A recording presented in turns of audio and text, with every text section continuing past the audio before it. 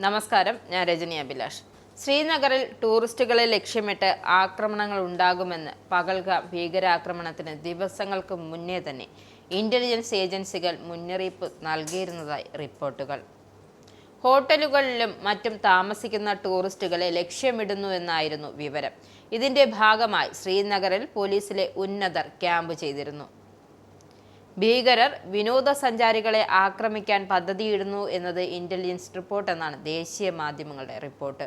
ഇതിന്റെ ഭാഗമായി വിവിധ ഇടങ്ങളിൽ പരിശോധന നടത്തിയെങ്കിലും ഒരു തെളിവും ലഭിക്കാതെ വന്നതോടെ ഓപ്പറേഷൻ ഉപേക്ഷിക്കുകയായിരുന്നു. അന്നേ ദിവസമാണ് പഹൽഗാമിൽ ഭീകരാക്രമണം ഉണ്ടായതെന്നും റിപ്പോർട്ടിൽ ചൂണ്ടിക്കാട്ടുന്നു. ശ്രീനഗറിലെ ഹോട്ടലുകളിൽ താമസിക്കുന്ന വിനോദസഞ്ചാരികൾക്കെതിരെ ആക്രമണമുണ്ടാകുന്നു എന്നായിരുന്നു സൂചന. ആക്രമണ ഭീഷണി കണക്കിലെടുത്ത് ശ്രീനഗറിലെ ദാൽ തടാകത്തിലും മുഗൾ ഗാർഡനിലും സുരക്ഷ ഒരുക്കിയിരുന്നു.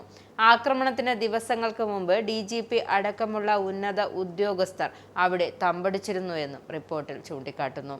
ജമ്മു കാശ്മീരിൽ പോലീസ് ഉൾപ്പെടെയുള്ള സുരക്ഷാ ഏജൻസികൾ രഹസ്യാന്വേഷണം നടത്തിയിരുന്നു. ആക്രമണം പ്രതീക്ഷിച്ചിരുന്നുവെന്നും ശ്രീനഗറിന്റെ പ്രാന്തപ്രദേശത്തും ഹോട്ടലിലുമായിരിക്കും ആക്രമണം പ്രതീക്ഷിച്ചത്.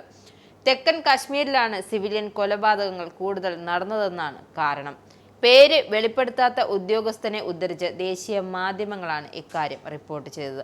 അതുകൊണ്ട് തന്നെ പഹൽഗാം ആക്രമണത്തിന് 10-15 ദിവസങ്ങൾക്ക് മുമ്പ് തന്നെ ദച്ചേഗാം, നിഷാദ് തുടങ്ങിയ സ്ഥലങ്ങളിൽ കോംബിംഗ് ഓപ്പറേഷൻ നടത്തിയിരുന്നു. അതേസമയം പഹൽഗാം ഭീകരാക്രമണത്തിൽ പാകിസ്ഥാനെതിരെ കൂടുതൽ നടപടികളുമായി ഇന്ത്യ മുന്നോട്ടു പോകുകയാണ്. പാകിസ്ഥാൻ പതാകയുമായുള്ള കപ്പലുകൾക്ക് ഇന്ത്യൻ തുറമുഖങ്ങളിൽ പ്രവേശനം നിരോധിച്ചിട്ടുണ്ട്. ഇന്ത്യൻ പതാക വഹിക്കുന്ന കപ്പലുകൾ പാകിസ്ഥാൻ തുറമുഖങ്ങൾ സന്ദർശിക്കുന്നതിനും വിലക്കേർപ്പെടുത്തിയിട്ടുണ്ട്. പാകിസ്ഥാനിൽ നിന്നുള്ള എല്ലാ ഇറക്കുമതികൾക്കും ഇന്ത്യ വിലക്കേർപ്പെടുത്തി. ദേശീയ സുരക്ഷയുടെയും പൊതുനയത്തിന്റെയും താൽപര്യങ്ങൾ കണക്കിലെടുത്താണ് തീരുമാനമെന്നാണ് സർക്കാർ വ്യക്തമാക്കുന്നത്. ഭീകരർക്ക് ഇപ്പോഴും പ്രദേശവാസികളിൽ നിന്നും സഹായം ലഭിക്കുന്നുവെന്ന സംശയം സുരക്ഷാ സേനയ്ക്കുണ്ട്.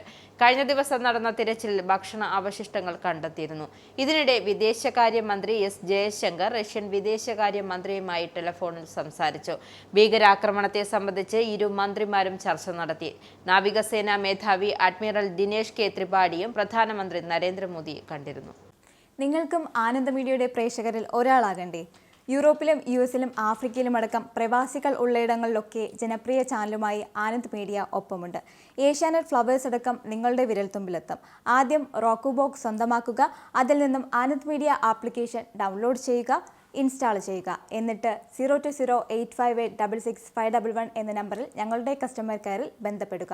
അല്ലെങ്കിൽ +91 735 660 3747 എന്ന നമ്പറിൽ വാട്സപ്പ് ചെയ്യുക. ആനന്ദ് മീഡിയയുടെ സേവനങ്ങൾ സ്വന്തമാക്കുക. മറ്റു ചാനലുകൾക്കൊപ്പം ആനന്ദ് TVയും എൻജോയ് ചെയ്യുക.